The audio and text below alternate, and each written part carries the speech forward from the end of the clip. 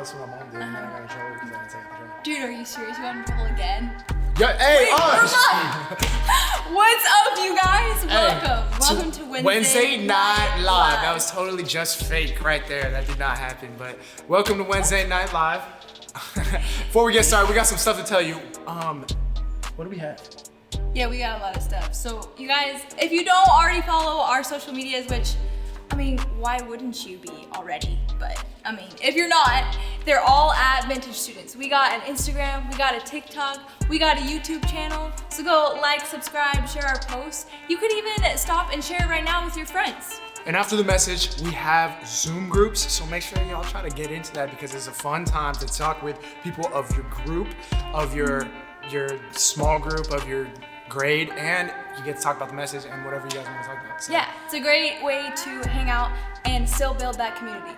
So yeah, with that, we're gonna get started. All right, we got something fun planned for you guys. We're doing a dad joke battle. So what we're gonna have to do is, you guys have probably seen it before, is we're gonna say dad jokes to each other, probably some really bad ones. Really bad.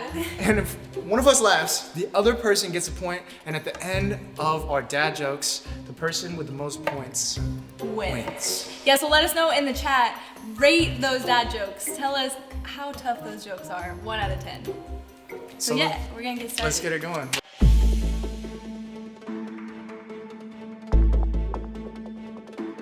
Ladies first? Yeah.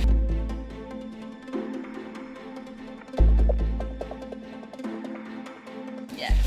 All right. So, astronomers, they got tired watching the moon go around the Earth for 24 hours, so they decided to call it a day.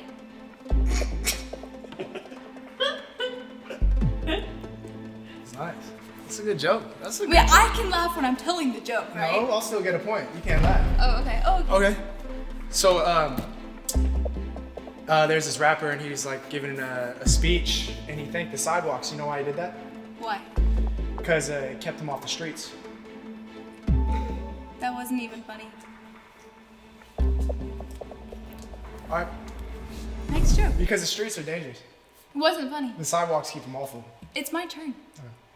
Why is there always a gate around cemeteries? Because people are always dying to get in. Oh.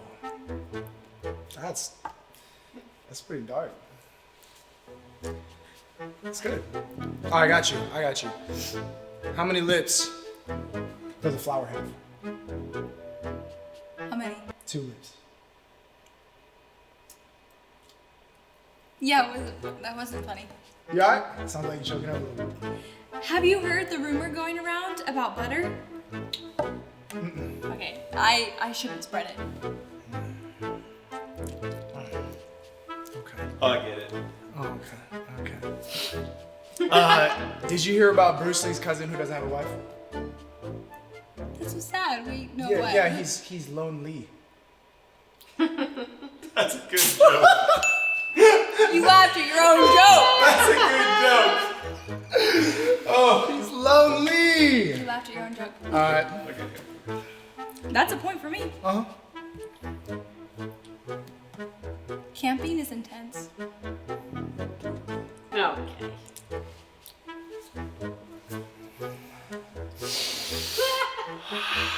Okay. Okay. You know, it's pretty busy during quarantine. I wanted to go on a diet, but there's too much on my plate right now. Oh my god. Okay. What do you call corn that joins the army? That's another point. Colonel. That's a good one. That's a great joke. You know, zombies eat brains. Right? They eat brains. Yeah. So do you know what they eat if they're vegetarian? What? Grains.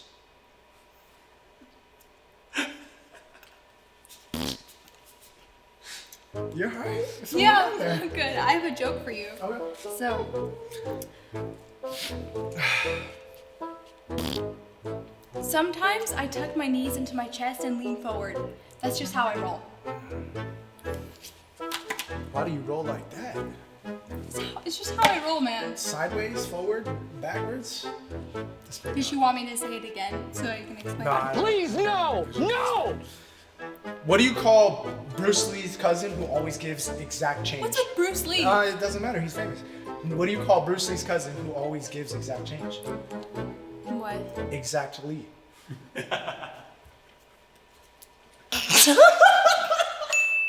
I get a point. I did not laugh. That wasn't even that funny. It wasn't even that funny. Exactly. Lonely. It's my turn. I ate a clock yesterday. It was so time consuming. Oh my gosh. Good job. All right. One more, Bruce Lee. I already can tell you're gonna laugh. You can't even get it out. Go ahead, try. Try not to laugh as you're telling me this joke. Go ahead, try. What does Bruce Lee eat? Like, what's his favorite vegetable? Broccoli? Broccoli. Nah, it's actually carrots. Okay.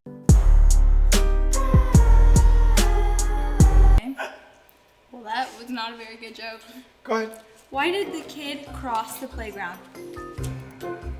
Because he wanted to evangelize. To get to the other slide.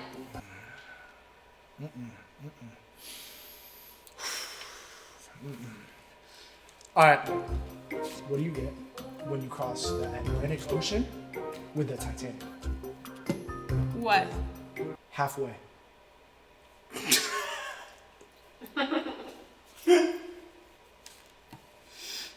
You gotta make eye contact. You can't be looking away. It's cheating. This one's really good. Okay. 2 peanuts were walking down the street. One was assaulted. She can't handle her That's own a joke. good joke. Can't handle her own That's joke. a good joke. That's so funny. Why is someone laughing? Okay, you ready? That was a good job. I get That was it. I get funny. it. You want me to say it one more time? No, please don't. Okay, I got you. How do crazy girlfriends get through the forest? How? They take the psychopath. It's not funny.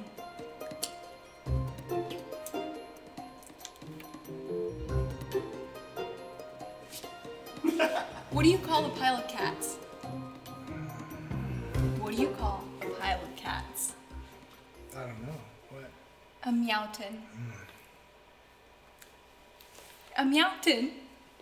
I get it, cause like A meowton. I think I see what you're saying. Like the more you say it, you think it'd be funny. It I got is you. funny. Yeah. I got you. Are you ready? This is my last one. What did the butter stick say to his best friend, who was also a butter stick? What? He said, "That's my butter from another udder." That's my butter from another udder. Yeah, son.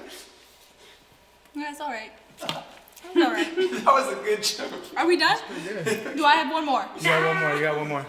Why do ducks make great detectives? Why? They always quack the case. Gosh.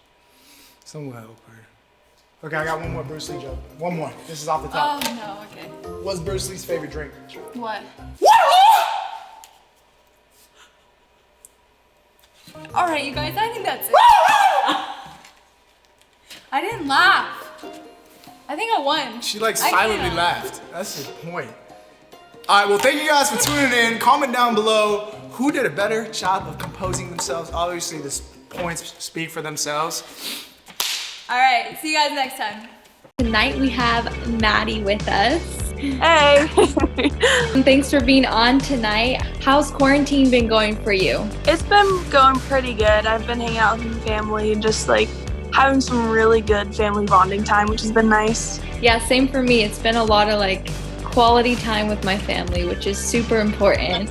So what do you feel like God's been teaching you during quarantine? He's definitely been teaching me and showing me like how patient I need to be and like different things I need to work on. And so with everything going on, and then also like little challenges that have come up for me personally, like having the patience and the knowledge to know that like everything's set for like a reason and it's all laid out already. It's like it's just comforting to know that he's given me the chance to have that patience right now. That way, like later on, I know like what I'm capable of. I heard that you have some pretty big plans after graduation. You want to share a little bit about what your plans are and what you're going to be doing?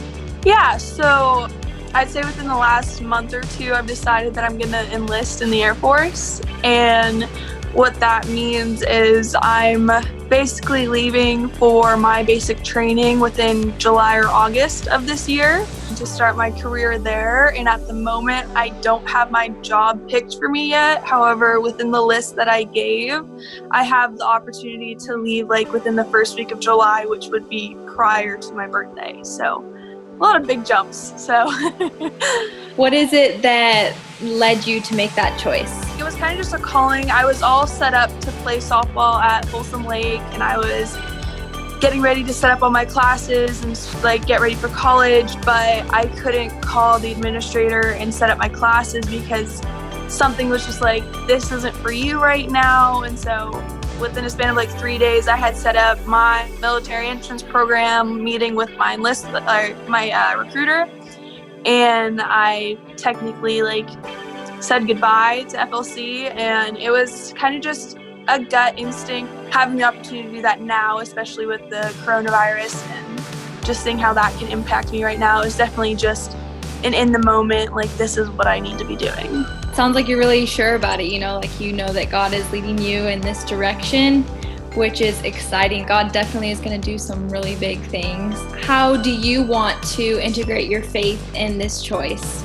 I think just having the opportunity to experience something new and explore things on my own gives me the option to explore my faith a little bit more in depth, like personally. Having a great family and set of friends based at Vintage and just having that support system has been like an amazing experience. I think with the opportunity to go off and actually start living my life away from home, experiencing that by myself will definitely give me the opportunity to see like how much I need God in my life and how much He can do. You have a great opportunity to like make those choices yourself and see where God's going to lead you, and I'm super excited for you. I know God has awesome things in store for you, and you're always going to have that support system here in El Dorado Hills at Vintage Grace. So that's awesome. Yeah, thank you. Thank you so much for sharing and for hopping on. And yeah, I'll see you soon.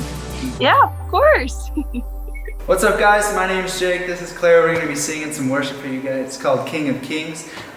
It's a super powerful song. It can be reflective if you'd like it to be, but we'd also encourage you to sing along with us. All right, let's do it. In the darkness, we were waiting, without hope and without light, till from heaven you came running.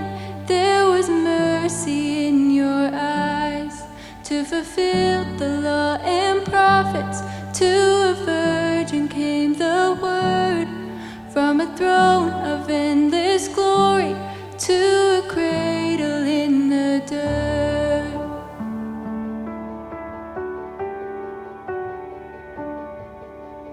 Praise the Father, praise the Son, praise the Spirit, three in one. God of glory, majesty, praise forever to the King of Kings. To reveal the kingdom coming and to reconcile the lost, to redeem the whole creation.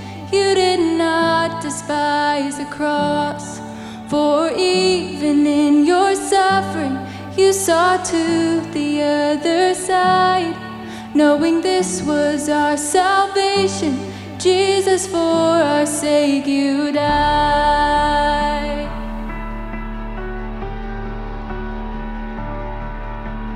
Praise the Father, praise the Son, praise the Spirit, three in one. God of glory,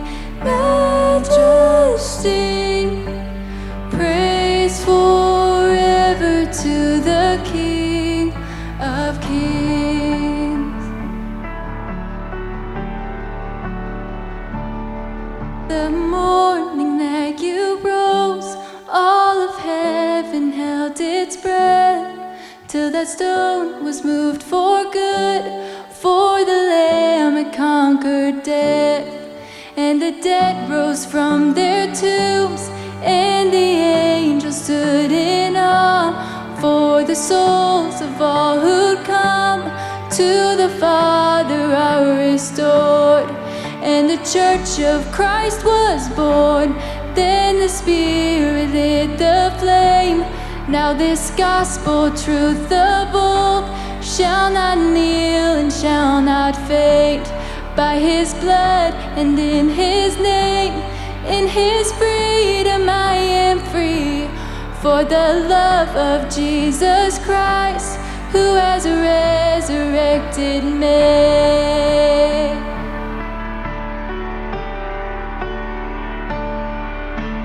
Praise the Father, praise the Son, praise the Spirit, three in one. God of glory, majesty, praise forever to the King of Kings. Praise forever to the King of Kings.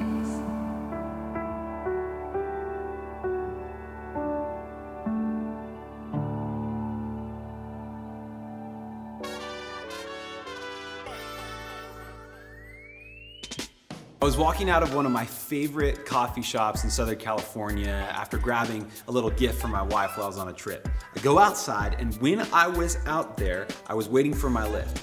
And you'll never guess what happened. This dude inside of the gym that was right next to where the lift was supposed to pick me up starts walking out toward me. That's kind of weird. And I look at him, he's coming toward me, and his face was covered in the most magnificent beard you have ever seen in your life, okay? He had that thing dialed. It was trimmed up, it was lined up. He had these beautiful waxed mustache tips. I was very envious of it. At the time, I had that Duck Dynasty thing going on where it was like down to halfway through my chest and was an absolute mess. The guy comes up to me and he says, "Is that beard real?" I thought, of course it's real, dude. What do you think? I got beard implants? And so I say, "Yeah, it's real." And he said, "Dude, I think you're the perfect person for this thing I've got going on." I thought, what the heck is this guy talking about? He begins to say that he actually reps this beard oil brand, okay? It's a beard oil brand that was based in the UK. He said, "Dude, with a beard like yours, you are the perfect influencer for my beard oil brand." And so I said, what is that about? And then I got kind of excited because I thought, wow, someone could give me free beard oil every week just for telling everybody about it. And then I realized I don't really do Instagram. It was a really awkward experience, but I felt very affirmed in my beardedness in that moment. Maybe you've had dreams of doing something like that one day. Maybe you thought someday you could be like one of those influencers that you see on Instagram or TikTok or YouTube or Snap or whatever, who are repping brands. They get paid just to talk about stuff. I mean, that sounds like the dream job, doesn't it? You just sit there and you rep your little plant shake, or you talk about your orange and teal presets, or you talk about your new mobile app game that's just so cool you can't explain how great it is. There's lots of different ways that maybe we wish we were that kind of influencer. And the reality is we are inundated with influencers. Think about it. You can't click on to your social, to your YouTube, to your whatever, and not be being sold something by someone with influence. So what is influence, and why do people want it? Well, what we're going to talk about in this series is 3 easy ways for you to get that blue check mark, people. I'm kidding, we're not going to do that. But what we are going to do is we're going to talk about what is real influence and why does it matter and how can we gain that as followers of Jesus and use that for a kingdom good. And so to do that, what we're going to do is we're going to look at one of the best influencers in all of human history. His name was Jesus. And Jesus was surrounded by some guys who learned a lot from them, wrote it down so that we would know what he was like and how to live like him. One of those men, his name was Peter. And he wrote a letter to some people who were going through one of the most unimaginably hard times you could ever attempt to conceive of. They were being chased down by Romans. They were being thrown in Colosseums. Some of them were being beheaded, attacked by lions. Like, these guys were going through some intense pain. And at the end of this letter, while he's trying to encourage them, to keep them focused and moving forward, he says this in 1 Peter chapter 5. He says, God opposes the proud, but gives grace to the humble. He's actually quoting a proverb in that moment. He said, God opposes the proud, but gives grace to the humble. And then in verse 6, he says, humble yourselves, therefore, before the Lord, and he will exalt you. What's going on here?